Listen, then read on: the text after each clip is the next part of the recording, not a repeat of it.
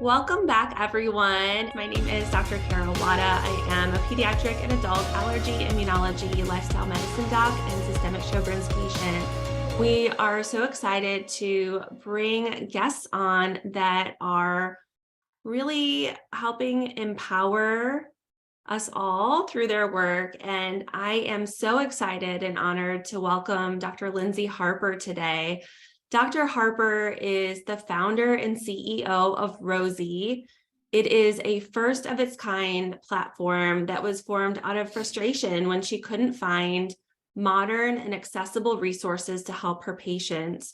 A resource that connects the 84 million women in the US with sexual problems with hope, community, and research-backed solutions to improve their lives. Dr. Harper is a board certified obstetric gynecology physician who is based in the Dallas area, and she was in practice for 7 years now, working as a hospitalist. She is an associate professor of OBGYN for Texas A&M, a fellow of the American Congress of Obstetricians and Gynecologists, and a fellow of the International Society for the Study of Women's Sexual Health. She has been named Forbes' top 53 women disrupting healthcare, People newspapers 20 under 40, and a top innovator in North Texas for 2020, and a DBJ top woman in tech. So thank you so much, Dr. Harper, for taking time out of your busy schedule and joining us on the podcast today. Yeah, thank you for that intro. And I'm more than happy to be here to talk about all of my favorite things with you. So thanks so much for having me. Yeah, maybe you can share a little bit more about some of those frustrations or things that were coming up as you were seeing patients that really put you in this place of saying, I have to do something. Yeah, it was definitely an accumulation of things over the years, right? What happened was that when I was in private practice, moving and grooving, delivering babies, doing hysterectomy, managing contraception, screening for cervical cancer, breast cancer, STIs, this is what we call in OBGYN the butter, right? Like the things that everyone does all day long. But something that was happening in my practice as I was like getting closer, I think, with my patients, we had 2 or 3 babies together, maybe a loss. You just start to develop these really close relationships. And my patients were starting to open up, even though I was doing a terrible job of talking to them about their sexual health, because I just wasn't trained to really ask more questions outside of, are you sexually active? Like really asinine, unimportant things like, how many partners have you? I wasn't asking them anything of substance. But they started to share with me that they were having trouble with low desire. They were having trouble with finished or absent orgasm, trouble with arousal. There were just a lot of, oh my gosh, I have no idea what to do. I have no idea who to talk to this. And so then they would entrust me with this information. And I was like, I don't know what to do either. I had no training. I spent 2 weeks as a medical student, not even as a resident, as a medical student in an erectile dysfunction clinic. But when we compare that to my training for men's or for women's sexual health, it was really zero. I knew a little bit about sexual pain when it comes to endometriosis and vaginismus, but when it came to desire, orgasm, arousal, literally nothing. So that kind of raised my eyebrow. I was like, okay, is this my problem? Like I had a baby in residency. So I'm like, maybe I missed this rotation, right? I don't know. Or maybe my hospital, like my residency program just sucks at this. And maybe everyone else got trained and I didn't. That wasn't the case. Then I was like, maybe my patient population is special for some reason. We're in Dallas and for some reason we are all having sexual problems. No, what I found out is that no one's getting trained and that 43% of women have a sexual health problem.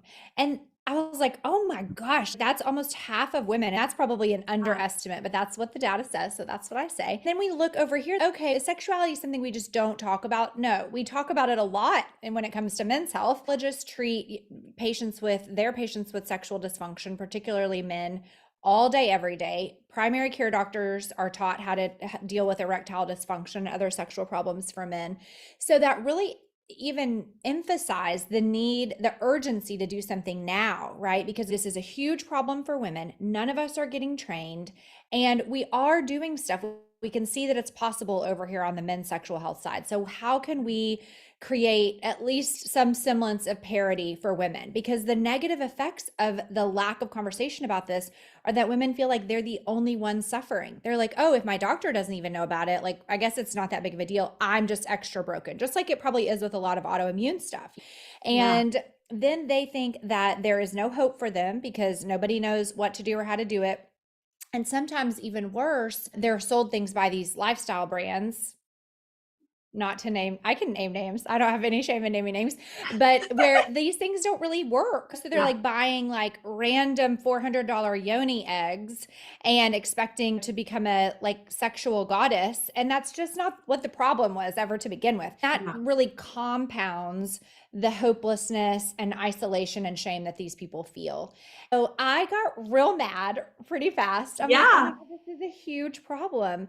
And I can't believe that this was in 2019. I cannot believe the world is where we are today and nothing has been done. So anyway, made the very like crazy and important and pivotal decision to share this with my partners whom I love and I'm still very close with my patients, and then eventually to leave private practice and work on Rosy full time so that we could really try to change this for medicine as we know it, change it for women as we know it, and be part of this bigger movement to really move things forward for women and our sexual health. As we talked just a little bit before we hit record, thinking back, like one of the first symptoms that I now attribute to my Sjogren's, I brought up with my obstetrician gynecologist because she was the doc that I saw for my yearly exam and had a good rapport with her. But even still, even though that was a very trusting relationship, she went on to deliver two of my babies, but it still was that door handle conversation of it took to the end of that visit for me to really feel comfortable enough to bring that information. And even still, I could see from what you've shared now, maybe why her response was what it was, which wasn't at the time super helpful. Sure. And Yeah. unfortunately, that's the experience that most of us have. Okay, so I spend a lot of time educating physicians about women's sexual health. And the title of my grand rounds is Women's Sexual Health. It's not that complicated. Because what we all think and what we were taught is, oh my gosh, if you ask a woman about sexual problems, it's like opening Pandora's box, right? You're going to get the relationship problems and the past sexual trauma and the whatever, and you're just going to be in the room with the patient for 30 minutes. And it doesn't have to be that way. When we talk to our patients about their mental health, which we've gotten pretty comfortable screening. Yeah. OBGYNs probably write more SSRIs than anybody. We don't think about it in that way. We're not like, oh, we're going to come up with the childhood stuff and blah, blah, blah. That's not how we think about it. It's because we were trained to ask and we were trained to think about it in a framework. And if this, then this, if this, then this. The same is true for sexual health, right? There is obviously a psychological component. There is a contextual and educational component, and there is absolutely a medical component that we must own. So all we have to do is number one, ask the question, but there's some barriers to that, training and time. But hopefully the game plan can be to demystify it, where we can understand, okay, what is our piece of this puzzle? Because we do have a piece in the puzzle. And then who are the people in our community to which we can refer to help these patients with these really important problems, right? So if I have a patient who's depressed and who's failed an SSRI, I'm going to pass her on to a specialist. The same can be true for women's sexual health problems. Once we have that context, that framework, then we have the permission and we are armed to ask the questions and take the steps in the directions for her health. But unfortunately, when we're not taught any of those things, there's a lot of emotion and like chatter tied up in these conversations that's completely unnecessary. But it doesn't take long to unwind that. So I think if we can continue having conversations like this, get the message out there that in fact it's not that complicated and we can do it. Like we can do hard things and this isn't that hard. We can really change that experience for you, for people just like you, and for physicians on the other side of that conversation as well. Part of the conversation too is also just bringing awareness that we as women deserve that attention, right? That we deserve a full and robust life, and that can include good sexual health as well. 100%. This really gets to the core of like women's health generally, right? Because this is a whole podcast in and of itself. There's medicine was built by men. There's just not any way to argue with that. When you are a person, you view something through your context and through your lens, right? And so when that's the one side of the coin, how medicine was built, and the other side of the coin, which is how women are socialized, which is to say menstrual pain is normal, which is to say being up all night and having terrible hot flashes during menopause should be tolerated, which is to say all of these things, peeing on yourself, that's part of getting older. You're losing your sexual function and sex drive, that's normal. None of these things are normal. And if we like flipped the script and pretended these were men, there was an amazing New York Times article about this week about menopause that sort of puts it in this light. If all this stuff were happening to men, like this would have been solved a long time ago. Not to say that men are bad or evil, it's just not their context. So now that we are in positions of influence and power and have the ability to change these things for ourselves, we have to do it. I think it goes back to all really of healthcare, but particularly in women's health issues and obviously in underserved, underrepresented populations as well. Yeah, there's a lot of work to be done, but it's exciting to be in the time where it's happening for sure. Absolutely agree. It's fitting. So this will probably air in several weeks, but we're recording this on National Women Physicians Day, which is just an exciting day that was really only established in the last, 5 or 7 years, but celebrating Elizabeth Blackwell, the first American female physician in the US. So I just thought of that as we were chatting. That's amazing. And just think about girl power and that's right. How far it's like things so have exciting. come. Yeah, things have come a long way because there have been so many pioneers, and those stories are so inspiring because it really does take a lot to step out there in a way. And I can't imagine being the first woman physician in the United, like I just can't even imagine that. We just have to keep repeating those stories to ourselves because sometimes things are like difficult and we can't imagine how it could ever be done, but the world does change. So it's a great thing for sure. Yeah. I always have a hard time. So my grandma-in-law, who since has passed on, she went to medical school twice, first in Japan and then in the US when she moved back to the US after World War II. So this is like the early 50s, and through kind of some of those harder points during like medical school, residency, motherhood, whatever, I'm always like, Dr. Ayako, she totally she did it was twice. like making names, Yeah. not even 5 feet tall, and just that's amazing.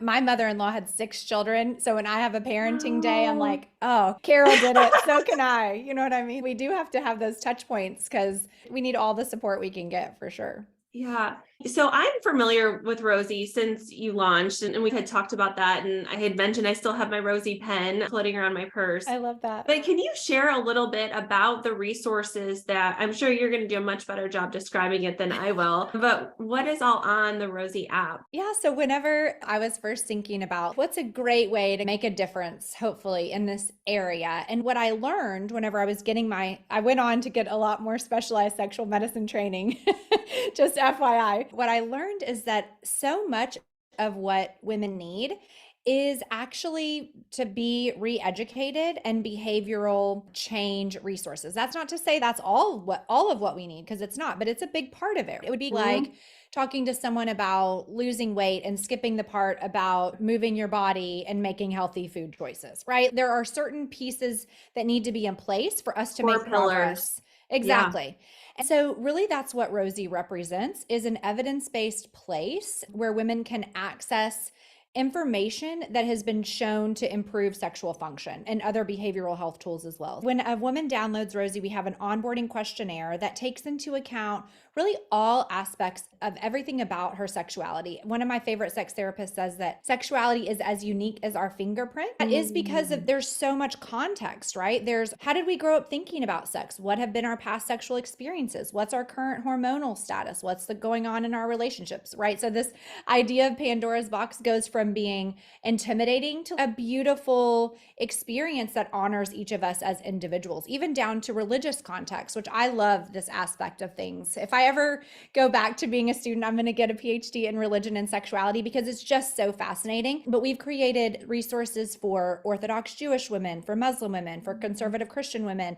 And it's never Rosy's intention, nor do I think it should be anyone's, to change a person, but really to help her become more sex positive, more fulfilled in her current context. And so those are the types of resources that we want to try to offer. We have a ton of education, how women experience pleasure, like switching up your sex routine. Yeah, all kinds of personalized information based on how you answer those first 30 questions in the onboarding.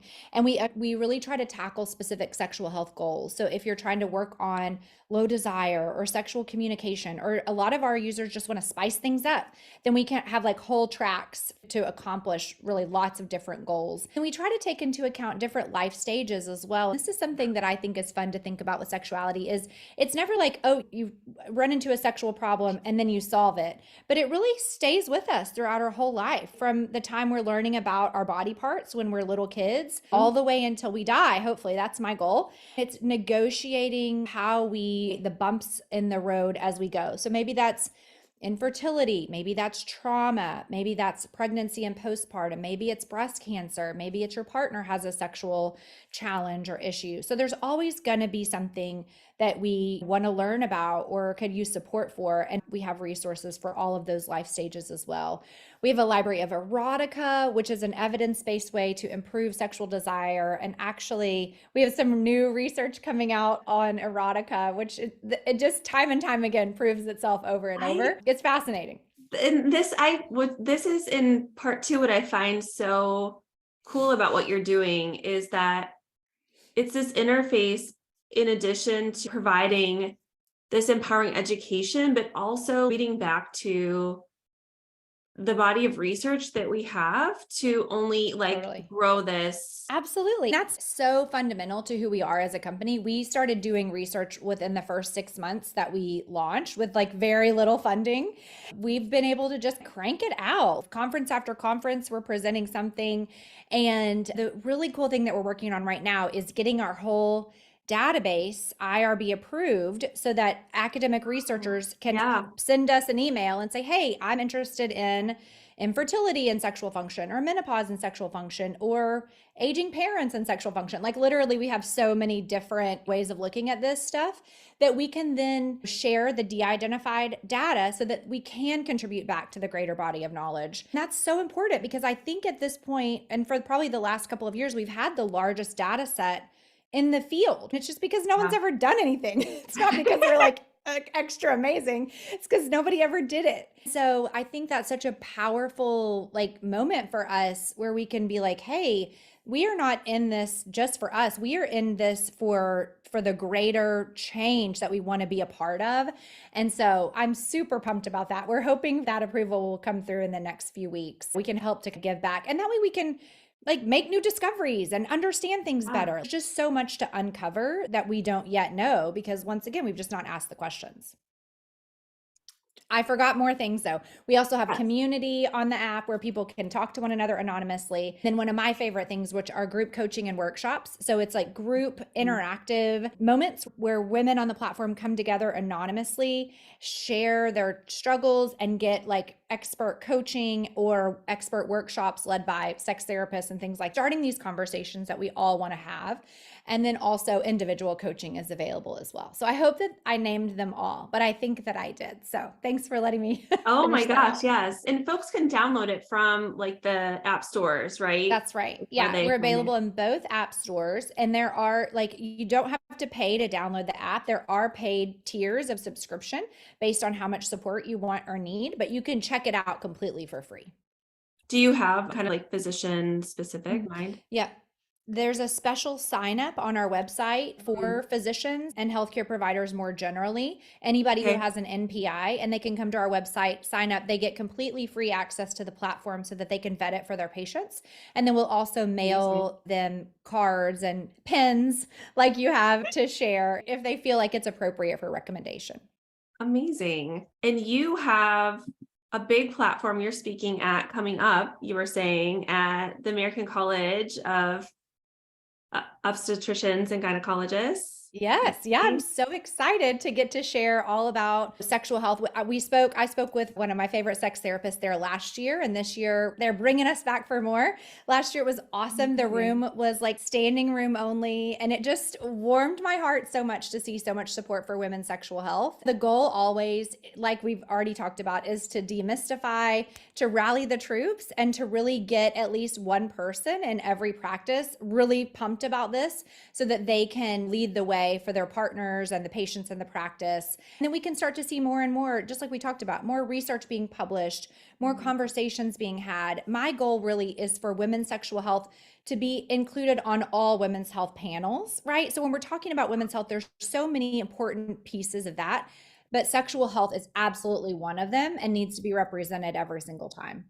And we know that meaningful human connection with other humans that may or may not include a sexual component, right? But that is part of what keeps us healthy and whole. And Absolutely. The World Health Organization recognizes it as such. So I think we have an obligation to ourselves as individuals and to society at large to really show and present how these conversations can be had in a respectful, evidence-based, scientific way that doesn't bring into it all of the embarrassment and emotions that so many of us were taught. I think that should be definitely part of physician and really all healthcare professional training. I am snickering a little bit because there was a conversation I stumbled upon on Instagram this week about just using proper terminology to talk about our anatomy. Yeah. And that even something as simple as the vulva and the vagina are different structures. And I have three kiddos. My older two are girls, and they keep trying to call that whole region their booty. And I'm like, no. Good job, mama. This part. And it's important if we think about safety, we think about just demystifying things and just giving folks even as simple as the right names to describe and talk about Right. what's going on. And why are we, the fact that we even have the conversation is like insane, right? That I have to go around telling doctors to call a vagina, like what they're calling a vagina is a vulva. I'm like, you're a doctor. This is a vulva. That's a scientific, that's a Not a dirty word. We have right? ears, we have fingers. Yes. We have vulvas. Yeah. And so it's just so crazy. I may have seen the same tweet that you did. That was Lori Mintz like retweeted something else about how a man he was like, what's a vulva is like calling a penis a scrotum. That's the thing. We would not do that. And the idea that we would do that is like so absurd. It's like a laughable meme. Do you know what I mean? And but we do that every single day. Every single day, even doctors. And oh my gosh, there's so much to be done. It is important for safety, but it's also important just because it is. It's a fact. So man, it's so much. It's so much.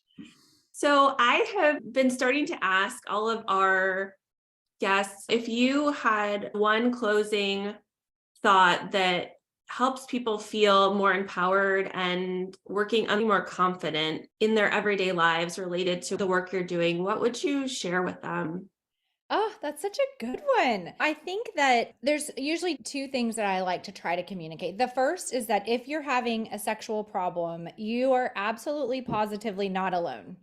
And it doesn't mean anything about you as a human, as a woman, as a partner. It doesn't mean anything about your partnership, right? We sometimes take sexual problems and make them mean way more than they actually mean. And what could be going on could absolutely be a medical issue that you need medical treatment or intervention for. That knowledge in and of itself, I think, is super empowering, because I think sometimes, especially with issues that we are not sure how to talk about or to whom to talk about it with, we get really stuck. So when you know that you're not alone and that you do deserve help, then that can sometimes unstick us. The best place to start with anything in this realm is really education, because so many of us have missed out on that. or so many of us have had education that wasn't helpful to us. I love resources like Dr. Mintz, who tweeted this, and I spoke with at ACOG last year, wrote a book called Becoming Cliterate. So good. Like, I'm a gynecologist. I learned so much from that stinking book. Also, there's another one called Come As You Are by Emily Nagoski. So good. And then obviously Rosy, right? I mean, I made it for this reason. Yeah. So I think the first place is education, because we become empowered through education, just like I know that you do all the time, right? If we don't know what's going on, if we don't have names for things, if we don't have resources for things, we're going to continue to be lost. But when we educate ourselves, it empowers us to start thinking differently, and then subsequently to start acting differently and taking more agency for the things that happen for us, to us in the future. So those are really, I want to share that people are not alone in this struggle. And then the next place to go from there is educating, so you can figure out what's the next step for you. Amazing. The other book I'll throw out that I just read recently by a colleague of ours, she's urologist, Dr. Kelly Casperson's You're Not Yes. Broken. I have Yeah. it. I mean, I literally have it right over here. I should definitely Yeah. start adding that to the list. Yeah. Sure. She's great. And she's on social too. So great. Yeah. Awesome. I love Kelly. Amazing. Thank you. We so appreciate your time, your expertise, all the work you're doing. I can't wait to see what happens next. Thank you so much for having me and for allowing us to have this important conversation on your important platform, and really appreciate the support and your time. So thanks for having me.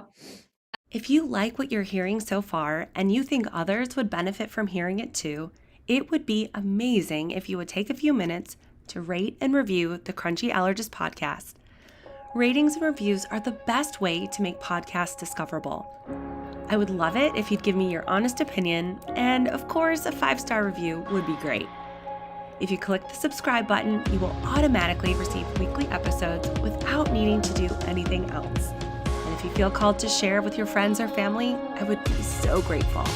If you'd like to learn more about how we can work together, head over to drcarawada.com.